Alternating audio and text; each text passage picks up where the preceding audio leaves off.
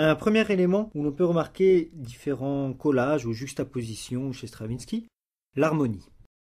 Si l'on simplifie, on peut dire que l'harmonie serait l'aspect vertical de la musique, là où la mélodie est plutôt l'aspect horizontal, si je m'appuie sur le sens de lecture d'une partition. Ainsi, les notes qui se trouvent superposées sur la partition sont donc jouées simultanément, et c'est ce qu'on appelle un accord. Stravinsky débute la première danse du sacre, après l'introduction, par la répétition d'un accord 32 fois d'affilée. I like very much this garden.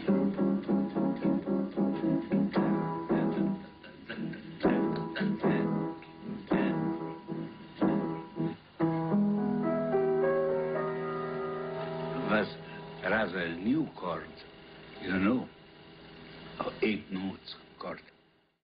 Intéressons-nous donc à cet accord de 8 sons. Parmi l'ensemble des accords, donc des notes jouées simultanément, il y a ce qu'on a appelé les accords classés. Ce sont des accords construits par empilement de tierces. Je m'explique. Prenons par exemple la gamme de Do majeur.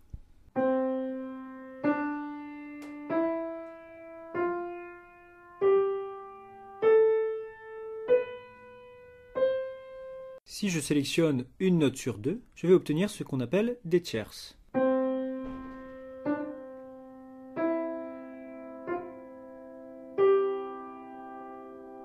Et en superposant ces trois notes, j'obtiens un accord classé qui est l'accord de Do majeur.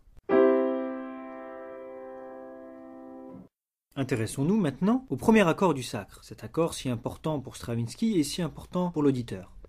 Si j'écoute les notes jouées par les contrebasses et les violoncelles,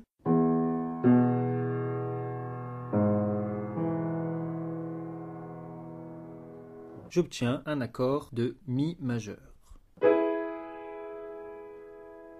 Maintenant, si j'écoute l'accord joué par les altos et les violons,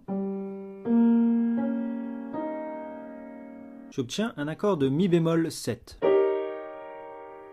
Ainsi donc, Stravinsky superpose un accord de Mi majeur à un accord de Mi bémol 7. Ce qui nous donne... Retenez que les deux accords superposés sont en fait la transposition l'un de l'autre au demi-ton. Nous en reparlerons à la lettre U avec l'entrée unité.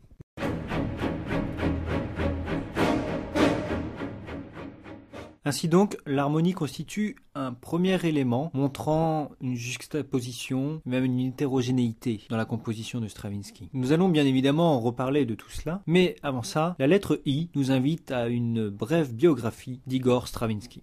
Voici la minute biographie. Igor Stravinsky est né le 17 juin 1882 à Oranienbaum, où ses parents se trouvaient en vacances. Mais il a passé la totalité de son enfance à Saint-Pétersbourg. Son père, Fyodor, était une basse chantant au théâtre Mariinsky, et Igor est le troisième d'une famille de 4 enfants. Il commence des leçons de piano à 9 ans, et ne semble du reste, ouvrez les guillemets, pas montrer de disposition particulière pour la musique, fermez les guillemets. Il développe un goût certain pour l'improvisation, malgré les nombreux reproches qu'on lui faisait. Et il explique plus tard que ce travail continu d'improvisation n'était pas absolument stérile, car il contribuait d'une part à une meilleure connaissance du piano, et d'autre part, il faisait germer des idées musicales. Parmi les rencontres importantes d'Igor Stravinsky se trouve celle avec le compositeur russe Rimsky-Korsakov, pendant l'été 1902, auprès duquel notamment il a travaillé l'art de l'orchestration. Avec le recul, on peut distinguer 3 périodes créatrices chez Stravinsky. Tout d'abord la période russe, au cours de laquelle il compose les 3 grands ballets que sont L'Oiseau de Feu en 1910, Petrouchta en 1911 et Le Sacre du Printemps en 1913. Suit la période néoclassique, au cours de laquelle il compose Pulcinella en 1920, suivi de nombreuses œuvres empruntant au langage de Pergolèse, Machaut, Bach, Weber, Tchaïkovski. Enfin, sa dernière période débute en 1951, il s'agit de la période sérielle, avec notamment le ballet Agone, composé en 1957. Et Stravinsky meurt à New York en 1971. C'était la minute biographie. Nous nous intéressons donc ici principalement à la période russe, durant laquelle Stravinsky a côtoyé le monde parisien, dont Debussy. Debussy, justement, composa la même année que le Sacre un ballet, lui aussi, fut créé 2 semaines avant, Jeux. Jeux, c'est aussi le titre de 2 danses du premier tableau du Sacre du Printemps, les Jeux des cités rivales et le Jeu du rapt. Et l'on peut entendre justement cette danse du jeu du rapt comme un jeu compositionnel à partir de forces rythmiques qui s'opposent. On a ainsi une combinaison d'idées musicales, tout comme le kaléidoscope offre une combinaison d'images. Voici les différents éléments que l'on peut entendre. Les trémolos de cordes qui forment une trame permanente.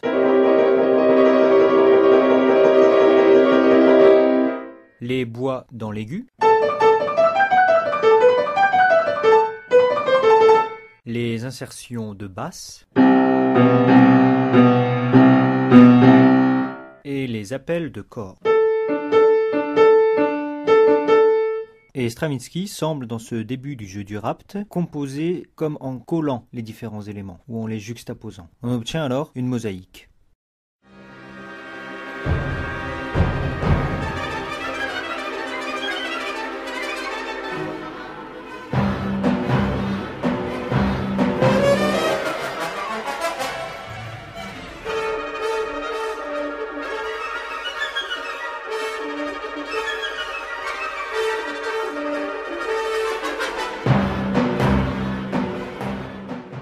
Ces caractéristiques de collage, de mosaïque, de kaléidoscope sont importantes dans la musique moderne, c'est-à-dire la musique du début du XXe siècle. Mais il est intéressant de faire un parallèle avec le cubisme en peinture.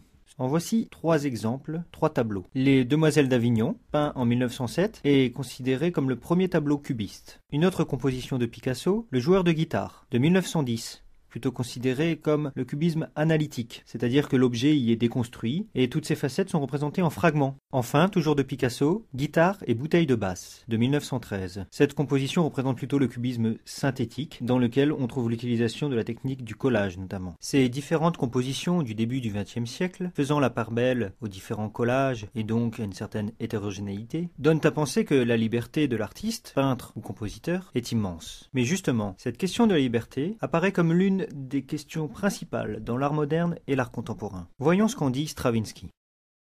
Ma liberté consiste à me mouvoir dans le cadre étroit que je me suis à moi-même assigné pour chacune de mes entreprises. Et je dirais plus, ma liberté sera d'autant plus grande et plus profonde que je limiterai plus étroitement mon champ d'action et que je m'entourerai de plus d'obstacles. Et un bel exemple de ce que donne le rapport entre liberté et contrainte se trouve dans la danse sacrale, la dernière danse du Sacre du Printemps, et notamment dans la métrique de la danse sacrale. Le temps est au musicien ce que l'espace est au peintre. Et la métrique, comme en poésie, définit un ensemble de régularités dans le temps, notamment au niveau de la battue ou de la pulsation ressentie, comme dans ce début de morceau. 1, 2, 3, 4, 1, 2, 3, 4, 1, 2, 3. On retrouve également une mesure à 4 temps, ici. 1, 2, 3, 4, 1, 2, 3. À l'opposé de ces morceaux avec des mètres réguliers, Stravinsky s'affranchit du repère métrique constant et compose avec un mètre irrégulier, comme ici dans la danse sacrale. 1, 2, 1, 2, 3, 1, 2, 3, 1, 2, 3, 4, 1, 2, 1, 2, 3, 1, 2, 3, 1, 2, 3, 4. Ce qui donne, dans le tempo final et à l'orchestre,